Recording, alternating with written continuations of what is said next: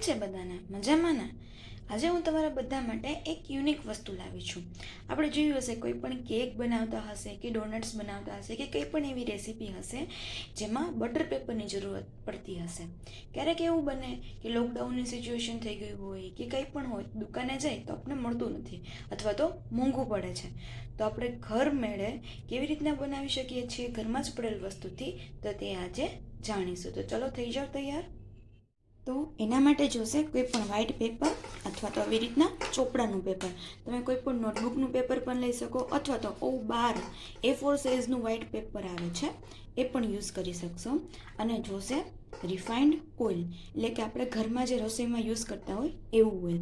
પણ હા, ખાસ ધ્યાન એ રાખવાનું કે એમાં કોઈ પણ પ્રકારની સ્મેલ આવી જોઈએ નહીં. ચલો બનાવીએ બટર પેપર. કંઈ નથી કરવાનું, ફક્ત ઓઇલ લઈ અને આમાં આવી રીતના સ્પ્રેડ કરતું જવાનું છે.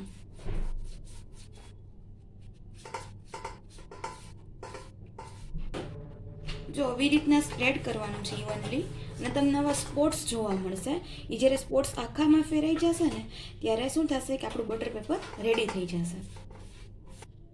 તમે જોઈ શકો છો કે આપણું બટર પેપર છે એકદમ રેડી થવા આવ્યું છે. એની નીચે જે મેં બીજું પેજ રાખ્યું હતું તેમાં પણ તેલ લાગી ગયું છે અને એ પણ ધીરે ધીરે સ્પ્રેડ થવા લાગ્યું છે.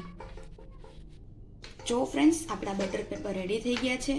હજી આમાં ઓઇલ છે તો એને 2 મિનિટ માટે સુકાવા મૂકી દેવાનું, અથવા તમને રિસેન્ટલી યુઝ કરવું હોય તો આપણે કોઈ પણ સારું કોટનનું કપડું હોય એનાથી લૂછી નાખવાનું. તો અમે એકદમ કેવા મસ્તના પેપર થઈ ગયા છે આપણા, એ આપણે યુઝ કરી શકીએ છીએ ગમે ત્યારે.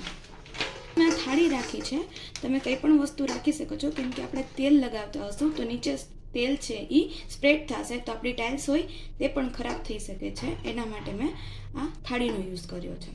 તમે ગમે તે યુઝ કરી શકો છો. જો ફ્રેન્ડ્સ, તમે જોઈ શકો છો કે એકદમ મસ્ત મજાના આપણા બટર પેપર રેડી થઈ ગયા છે. એકદમ બહાર જેવા છે, તમે જોઈ શકો છો. છે ને એકદમ મસ્ત. કાંઈ પણ ખર્ચો કર્યા વગર ઘરમાં પડેલ વસ્તુથી જ આપણે એકદમ ફટાફટ બટર પેપર બનાવી શકીએ છીએ. તે કેકમાં કે કોઈ પણ વસ્તુમાં આપણે લગાવી શકીએ છીએ.